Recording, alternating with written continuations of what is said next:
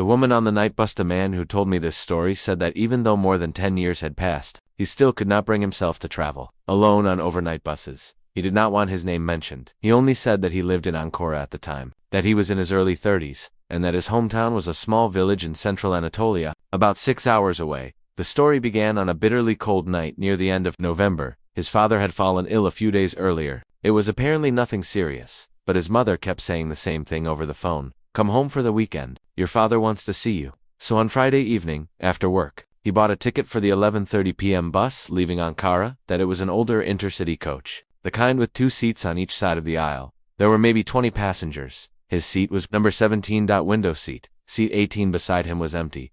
He was actually pleased about that. He thought he would be able to stretch out and sleep for most of the 6-hour journey. He took off his coat, placed it on the empty seat beside him, put on his headphones, and fell asleep not long after the bus left Ankara, sometime after midnight. The bus passed the outskirts of Palatli. He woke up every now and then, and looked out the window. There was almost nothing to see, only a few meters of road illuminated by the headlights, white reflectors along the roadside, and the occasional bare tree appearing suddenly from the darkness before vanishing again. At around 2 in the morning, the bus pulled into a roadside service station for a break. The interior lights came on, and woke him. Seat 18 was still empty. He got off the bus, washed his face, and bought a glass of tea. The station was almost deserted. A few truck drivers sat in one corner, while some of the passengers from his bus occupied another table. About 15 minutes later, he returned to the bus. Most of the seats were still empty, because the other passengers had not yet come back. He sat down. He placed his coat on the seat beside him again, while he was looking at his phone. The driver sounded the horn, and people slowly began to board.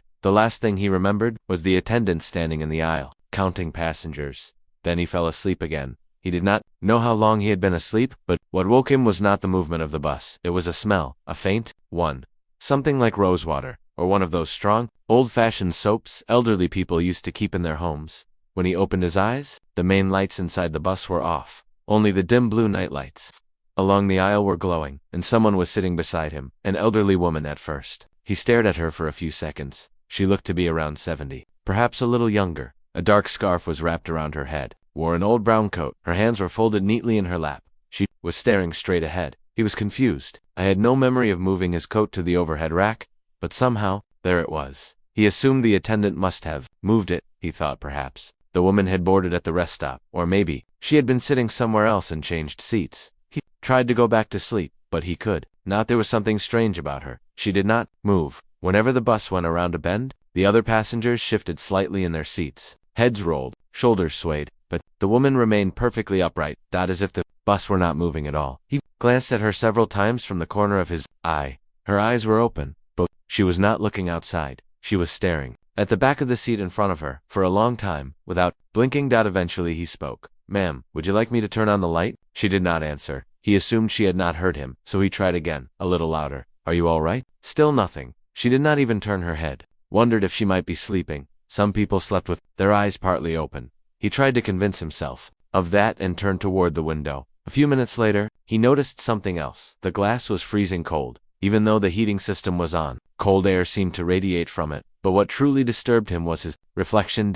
He could see himself in the window. He could see the man sleeping in the row. Behind him, he could see the dim blue lights of the but he could not clearly see the woman beside him. Where her reflection should have been, there was only a dark blur. He leaned closer to the window. At that exact moment, the woman suddenly turned her head toward him. He flinched. Her face was pale, not simply pale from age. There was almost no color in her lips. Dark shadows lay beneath her eyes, and in her expression was something he said he could never properly describe. Even years later, it was not fear, it was not sadness, it was the expression of someone trying to reach a place they already knew they were too late to reach. She stared directly into his eyes for several seconds, then she turned forward again. She did not say a word. After that, he did not sleep again. He checked his phone. 3:47 a.m. There were still roughly 2 hours before they would reach the village. The bus had become unnaturally quiet. Aside from the low rumble of the engine, there was almost no sound. Normally someone would snore, someone would cough, someone would adjust their seat, but for a while, it felt as if everyone inside the bus had frozen. He pressed the button for the attendant. Once, twice, no one came. Finally, he decided to get up and walk toward the front. When he stood, the woman did not move her legs. "Excuse me," he said. No reaction. As he squeezed past her, his hand accidentally brushed against the sleeve of her coat, and he stopped. The fabric was ice-cold, not cool, not chilly, it felt like clothing that had been left outside for hours in winter. He quickly stepped into the aisle and walked to the front. The attendant was half asleep in a seat behind the driver. He shook him awake. Who is sitting next to me? The attendant looked at him with tired eyes. What? I'm in seat 17. There's an old woman sitting next to me. Where did she get on? The attendant stared at him for a moment. No one got on. The man gave a nervous laugh. What do you mean no one got on? There's a woman sitting right next to me. The attendant stood up. The two of them walked toward the back. The closer they got to seat 17, the faster the man's heart began to beat, because between the rows of seats, he could still see the woman's dark headscarf. She was there. The attendant stopped beside the seat. Do you have a ticket, ma'am? The woman did not answer. He asked again. Where did we pick you up? Slowly, the woman turned her head. First, she looked at the attendant, then toward the front of the bus. And for the first time that night, she spoke not far now. Her voice was very quiet, almost a whisper. The attendant's expression changed. The man noticed it immediately. Do you know her? He asked. The attendant did not reply. You sit down, sir? I'll ask the driver something.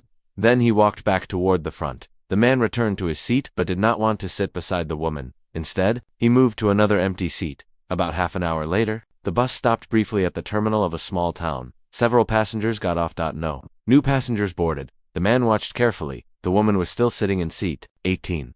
The bus set off again. By 5 in the morning, the sky had begun to brighten slightly. The darkness was no longer completely black. The open plains outside the windows were becoming visible as gray shapes. The road to the village branched off from the main highway. Man knew that road from childhood. At one point, there was an old stone fountain. A few willow trees stood behind it. Years ago, villagers used to wait for buses there, and farmers sometimes stopped with their tractors to fill water, but buses had not stopped there.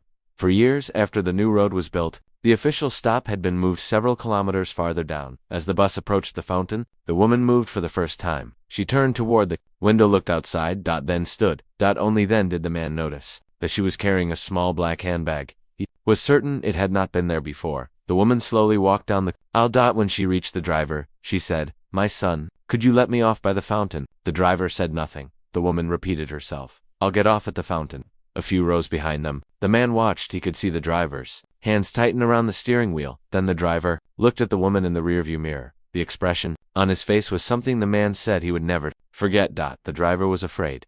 Truly afraid, ma'am, he said. There's no stop there. The woman tilted her head slightly. There used to be. Several sleeping passengers began to wake up. Because of the voices, the woman waited by the door. As they approached the fountain, the driver slowed down. The attendant stood. Don't stop, he told them. Driver. The driver did not answer. The bus came to a halt in front of the fountain. The door opened. Dawn had not fully broken, yet a thin mist hung over the road. The woman walked down the steps. The man watched. Through the window she took several slow steps along the roadside. Then she turned toward the willow trees behind the fountain. The bus started moving again. He kept his eyes on her. One tree passed between them, then a second, and the woman was gone.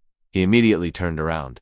Did you see that? He shouted. No one answered. The attendant returned to his seat. The driver said nothing. When they finally reached the village, the sun was beginning to rise. As the man got off the bus, he approached the attendant. Where did that woman really get on? The attendant looked away. Forget about it. What do you mean, forget about it? The attendant stayed silent for a moment. Then he said, I've been working this route for 3 years. He